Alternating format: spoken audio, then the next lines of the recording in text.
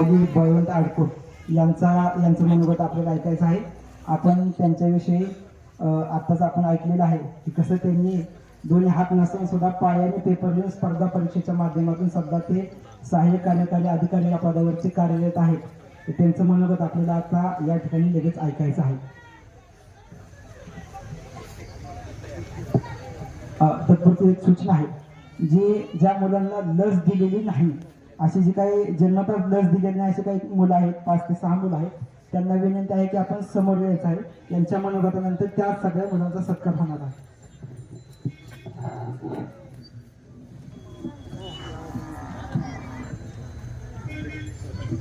Hello,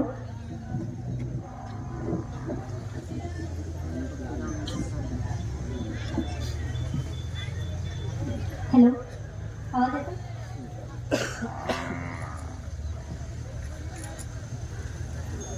प्रथम ज्या मातीशी आपल्या सर्वांची नाळ जुळलेली आहे त्या मातीला आणि ज्या धरतीवर मी पाय रोखून उभी आहे अशा धरणी मातेला प्रथम वंदन करते. आणि तसेच इथे जमलेले वयाने आणि कर्तृत्वाने, माझ्यापेक्षा वयाने आणि कर्तृत्वाने महान असलेले तसेच तुम्ही सर्वजण सर्वांचेही मी नमस्कार करते आणि मी सुरुवात करते.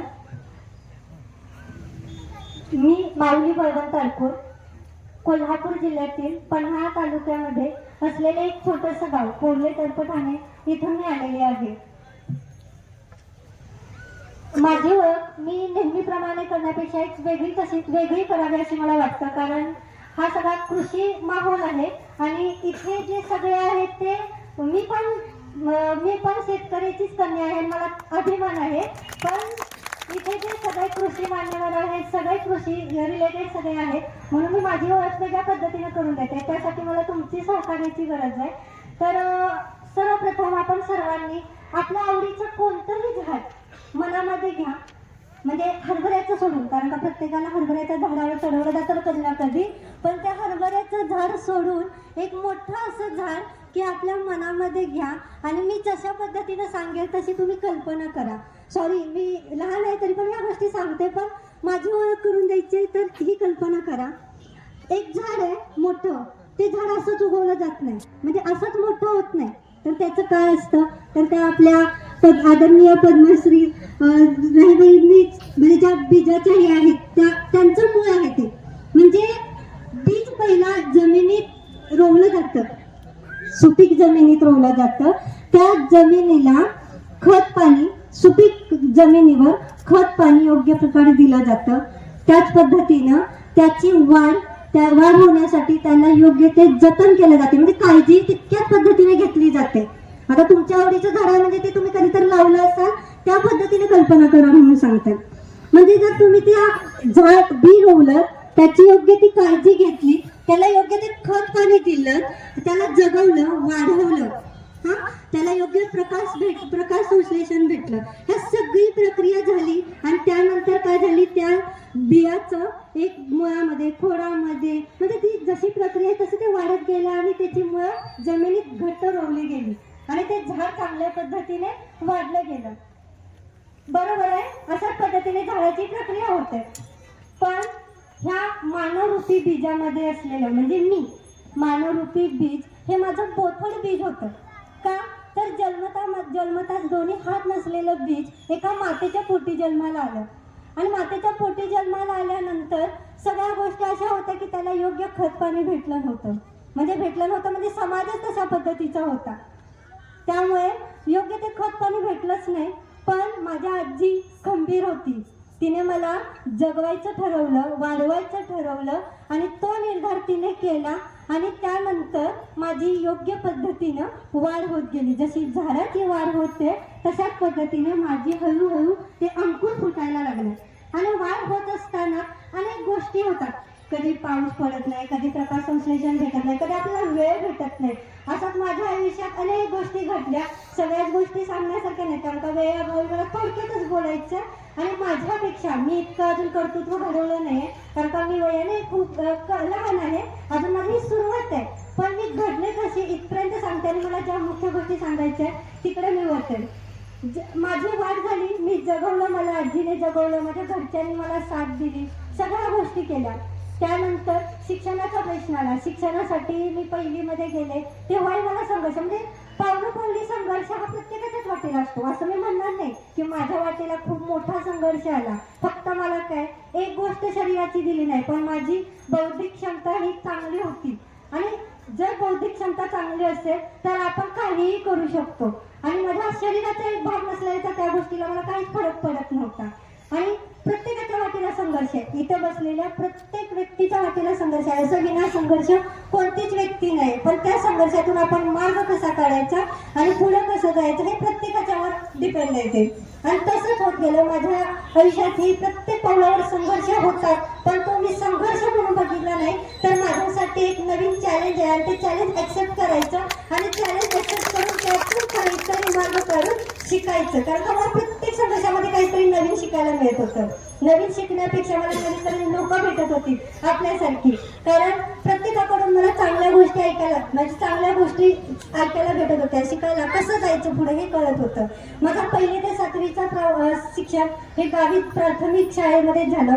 तिथून 8वी ते 10वीमध्ये मी हेल्पर्स ऑफ द हँडिकॅप कोल्हापूरमध्ये आपल्या नसीमा उर्दूत मॅडमची एक संस्था आहे ताई दिदींची, त्या संस्थेत मी होते. तिथे मी स्वावलंबन हे सगळ्यात मुख्य शिकले. कारण मी स्वतःच्या गोष्टी स्वतः सगळ्या करून, म्हणजे आता सरांनी सांगितलं की माऊली मेहंदी काढू शकते, माऊली रांगोळी चांगल्या पद्धतीने काढू शकते. मग त्या गोष्टीच्या सुरुवात आहे ना ती तिथून झाली. कारण का मी स्वावलंबन जे आहे ना ती मी तिथं शिकले. नंतर 10वीचा तो किस्सा होता तो मला सांगावासा फक्त वाटतो.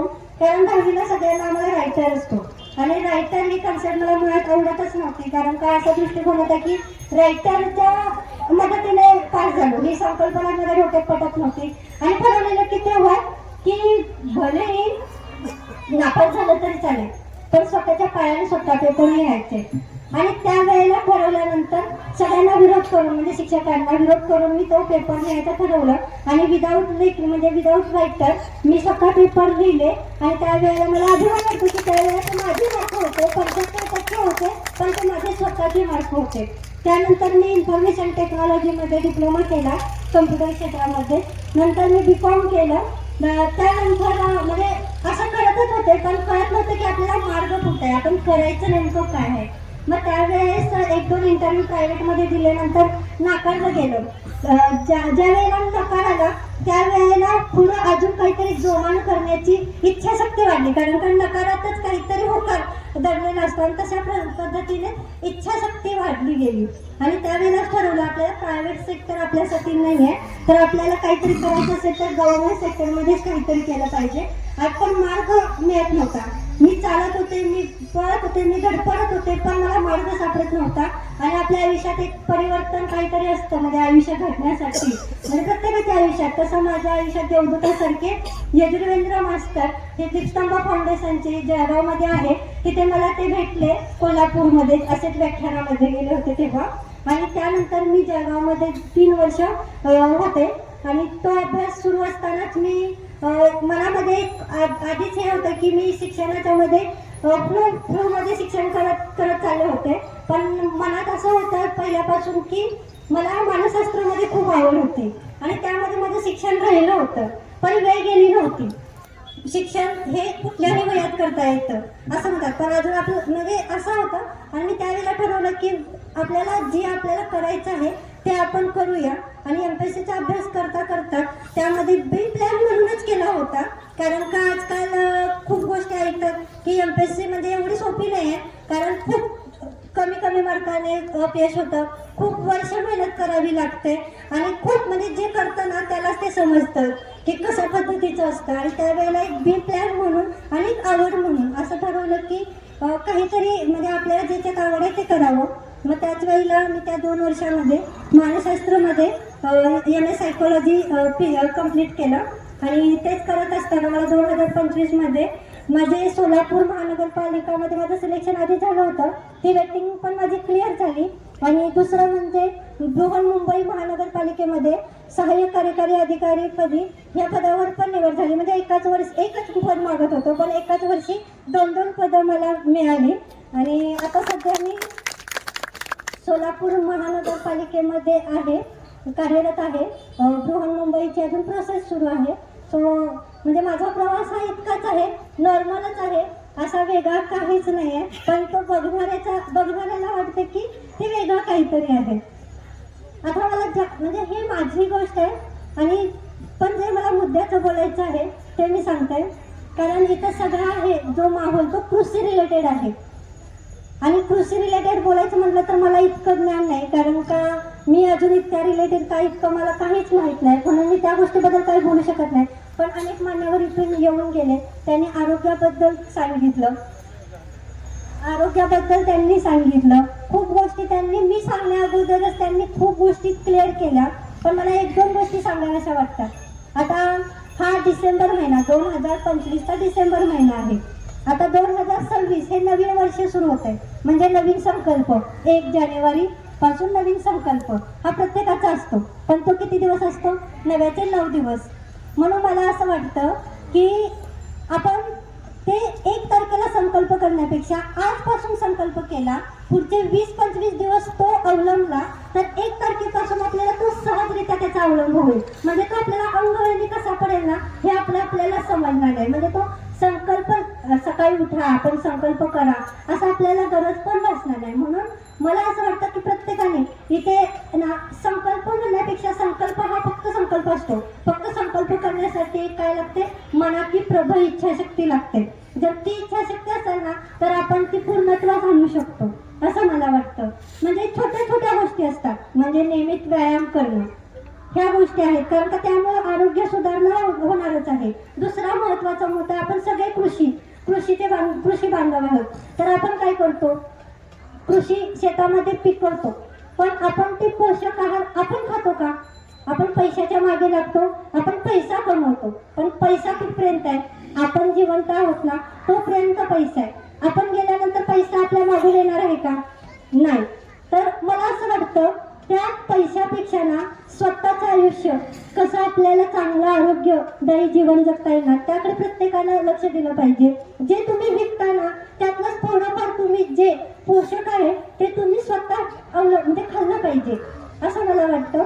आणि दुसरी महत्त्वाची गोष्ट म्हणजे आजकाल हार्ट अटॅकचं पण सरांनी सांगितलं खूप प्रमाण वाढतंय. म्हणजे सर तुम्ही खूप नशीबवान आहात, तुमची म्हणजे जी पिढी आहे. आम्ही खरंच दुर्दैवी आहे, कारण का आम्हाला काय काय भोगायला लागणार आहे अजून माहीत नाही आहे. कारण आजकालची पिढी, आजकालची ती भेसळ, आजकालच्या ज्या नवीन नवीन गोष्टी आहेत त्यामुळे आम्ही त्याच्या आहारी चाललोच आहोत. पण त्याला आळा घालणं हे आमचं कार्य, म्हणजे आमच्या हातात आहे.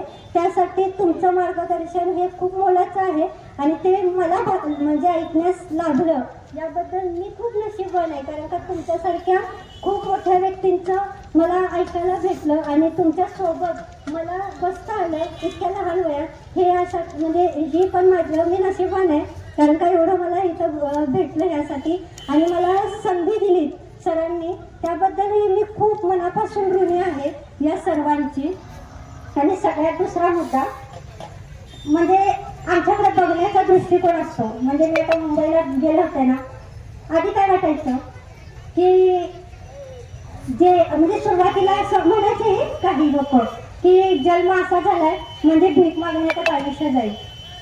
पण जेव्हा आम्ही मुंबईला गेले किंवा आजूबाजूला कुठलीही परिस्थिती बघते ना, म्हणजे बाहेर गेल्यानंतर ज्या वेळेला त्या अवस्थेत बसणारी ती ज्या वयस्कर महिला असतील, पुरुष असतील किंवा दिव्यांग काही प्रमाणात म्हणजे मोजक्याच प्रमाणात असतील, पण जे बसलेले असतात ना ते बघितल्यानंतर ना खूप वाईट वाटतं. म्हणजे तेही कुणाची तर आई असेल, ते पण कुणाचे तर वडील असतील, आणि तुम्ही जो बघण्याचा दृष्टिकोन असतो म्हणजे माझ्या बाबतीतला जो झाला होता काही जणांच्या बाबतीत ना तो मला तिथं आठवतो, बघितल्यानंतर दिसतो. पण असं नसतं, कारण भीक मागणं, कारण प्रत्येकाची परिस्थिती असते आणि ते काही माहीत नाही, त्याच्या मागे रिझन खूप वेगळे असतात.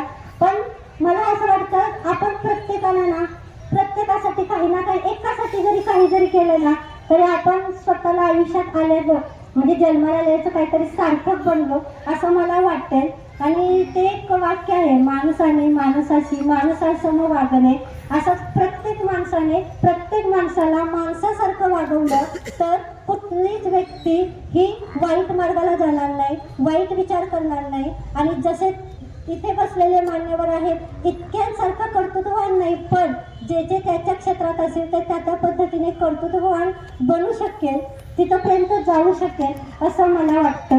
त्यामुळे बघण्याचा दृष्टिकोन बदलला तर सगळंच बदलून जाईल. आणि आपलं काय कार्य असतं तर आपण सहजरित्या म्हणजे आमच्याकडे बघितल्यानंतर खूप जणांना वाटणं स्वाभाविक आहे की ही व्यक्ती कशी करू शकेल, म्हणजे ती सहानुभूती नसते, ती आपुलकी असते आणि त्यांच्या मनात अनेक प्रश्न असतात, ते मान्य आहे. पण प्रत्येक व्यक्तीला जन्माला घातले ना, त्याने जर घातले जन्माला तर त्याने पूर्ण सगळी तयारी केलेली असते की त्याला कसं वाढवायचं, कसं जगवायचं. जर ज्याची इच्छाशक्ती प्रबळ असेल ना तर त्या आकाशालाही गगनभरारी घेऊ शकतं, आणि ज्याची इच्छाशक्तीच नसेल ना तर ते आयुष्यभर तशा पद्धतीने लोळत पडू शकतं. म्हणजे ते त्याच्या इच्छाशक्तीवर आणि त्याच्या बौद्धिक क्षमतेवर सगळं अवलंबून असतं. म्हणून प्रत्येकानं बघण्याचा, वागण्याचा जो दृष्टिकोन आहे ते प्रत्येकाशी बदलला तर माणूस म्हणून प्रत्येकाला जगता येईल असं मला वाटतं, आणि सगळ्यांना समान वागणूक दिली जाईल असं मला वाटतं. तर मला इथं बोलवलं, मला सन्मान केला आणि मला बोलण्याची संधी दिली, इथं इतक्या मोठ्या मान्यवरांच्या सोबत बसण्याचा मान दिला, यासाठी मी सगळ्यांची, मला सगळ्यांचं तर नाव माहीत नाही, फक्त राहुल सरांचंच नाव माहिती आहे कारण त्यांच्यासोबतच कॉन्टॅक्ट झाला, पण इथल्या प्रत्येकाची मी खूप खूप ऋणी आहे. धन्यवाद.